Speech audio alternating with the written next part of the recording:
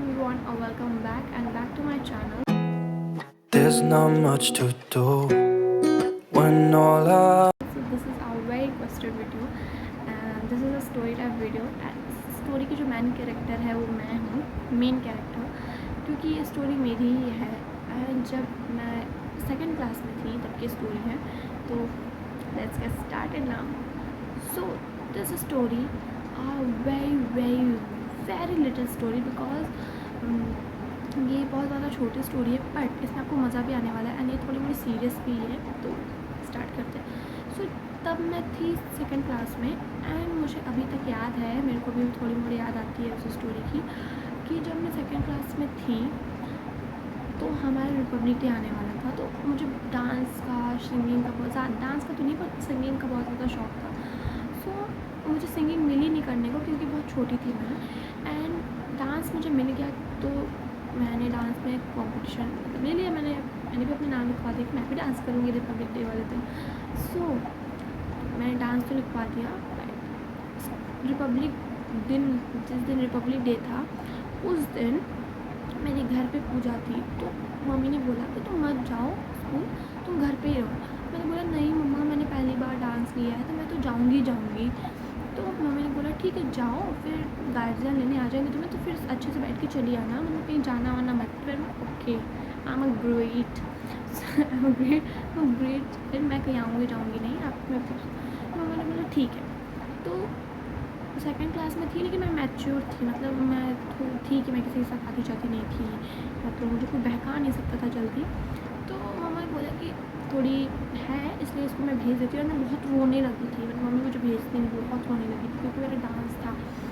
तो मैं गई एंड मैंने अपना डांस भी कर लिया, क्योंकि बच्चों का बहुत पहले करवा देते हैं क्योंकि बच्चे थक जाते हैं ऑब्वियसली। तो हमारा शायद 3-4 शो के बाद ही था हमारा।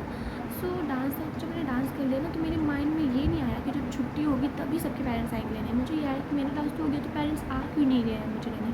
मेरे दिमाग में ये चल रहा था कि जैसे जैसे बच्चों का डांस खत्म होगा उनके पेरेंट्स आते जाएंगे, उन्हें लेके घर चले जाएंगे।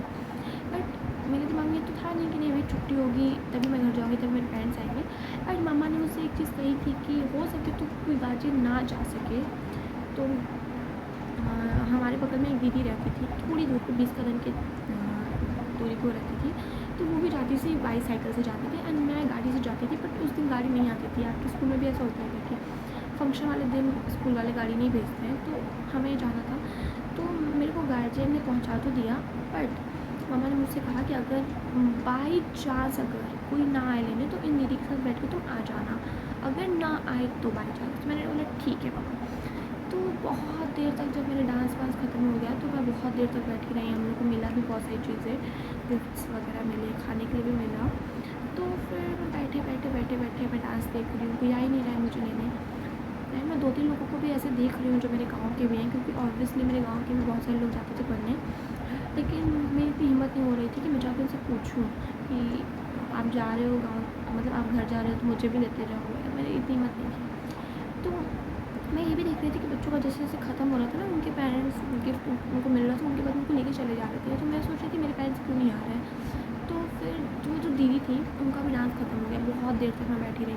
फिर उनका डांस ख़त्म हो गया, लेकिन उनका ये था ना कि उनका वो लास्ट ईयर था उस स्कूल का, क्योंकि हम वो निकलने वाली थी उसके बाद उस स्कूल से। तो उनकी जितनी भी स्कूल फ्रेंड्स थी उनका प्लान बना कि हम जब नॉर्मल डे आते हैं हम लोग स्कूल में पढ़ाई करने, तो हम कहीं आ जा नहीं सकते हैं क्योंकि स्कूल डे नॉर्मल होता है तो पढ़ाई वढ़ाई चलती थी, कोई हम लोग आ जा सकते नहीं, फिर हम घर ही जाते रहे। तो आज रिपब्लिक डे है, आज हमें चांस मिला है, चलो हम लोग प्लान बनाते हैं। उनके सारे दोस्तों ने प्लान बनाया कि हम सारे लोगों के घर जाएंगे और फिर घूमेंगे, फिर हम लोग सारे लोग घर चले जाएंगे अपने अपने। तो ठीक है, उन लोग का अपना प्लान बना। तो वो दीदी ना जा रही थी, मैं बैठी थी, पता है जहाँ पे हमारा गेट है स्कूल का, जहाँ से निकलते हैं, एंट्रेंस लेते हैं फिर जाते हैं, तो वहाँ पे मैं बैठी हुई थी कि मेरे गार्जियन अब आएंगे। मैं वेट करते करते थक गई हूँ, रोने लगी हूँ। तो वो दीदी जा रही थी साइकिल से, सारे फ्रेंड्स को जा रही थी। मेरे दिमाग में ये नहीं चला, मुझे लगा वो दीदी डायरेक्ट घर जाएंगी, बस ये फ्रेंड्स लोग के साथ निकल रही हैं। तो मुझे लगा कि भाई इतनी देर हो गई, मेरे पेरेंट्स आ क्यों नहीं रहे मुझे लेने के लिए। तो मम्मा की बात आई मेरे मन में कि हो सके तो मेरे पेरेंट्स ना आ सके। तो मैं चली जाती हूँ दीदी के साथ बैठ के, घर ही से जा रही हूँ। अगर मैंने देखा है मेरे घर के 20 कदम की दूरी पे और दिखता भी एक घर है, और और ये मेरी अनजान भी नहीं, क्योंकि इनके घर दुकान रहती थी तो मैं बहुत ज़्यादा थी इनके घर, मतलब खाना, मतलब कुरकुरे चिप्स वगैरह चीज़ लेने के लिए, तो मैं जाती रहती थी। तो इनके साथ मैंने सोचा कि चलो बैठ के चलते हैं लाइट क्रिएशन से। तो मैंने बोला ठीक है चलो तुम चलते हो। तो मैंने इनको रुकवाया, कहा दीदी आप कहाँ जा रही हो? तो ये बोला कि घर जा रहे हैं हम लोग। मैंने बोला ठीक है, आप मुझे भी लेते जाओगे क्या? शायद से मेरे गार्जियन नहीं आएंगे। तो इन्होंने बोला ठीक है चलते हो, आएंगे तो चलते हो तुमको लेके। तो मैंने बोला ठीक है दीदी आप मुझे वहाँ उधर से छोड़ते जाना, फिर आप आगे चले जाना। बोला ठीक है बच्चा आज बैठ जाओ। तो जब मैं इनकी साइकिल पर बैठी, अब मैं आधी दूर तक मिली तब तो मेरे गार्जियन आ गए, लेकिन मुझे नहीं पता था कि मेरे गार्जियन आ गए हैं। बस 5 मिनट की देरी की थी मेरे गार्जियन ने, मैं उनके साथ बैठ के निकल गई।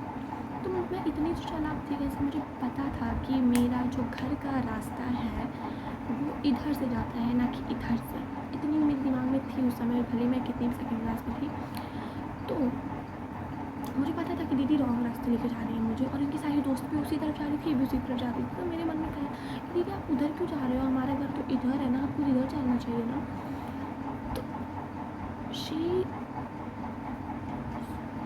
सजेस्ट मी कि हाँ बेटा हम लोग अभी मेरी एक फ्रेंड है उसको कुछ हो गया है कि मैं घबराऊँ ना, तो उसे कुछ हो गया है इसलिए हम उसे देखने के लिए घर जा रहे हैं, उसके पास 2 मिनट लगेगा, ज़्यादा दूर घर नहीं है उनका। मैं बोला ओके ओके ओके। लिटरली उन्होंने मुझसे ये कहा कि उनका घर दूर नहीं है। बाप रे, उनके साथ 6-7 लड़कियाँ थी और उनका प्लान था 6-7 लड़कियों के घर जाके घूमना।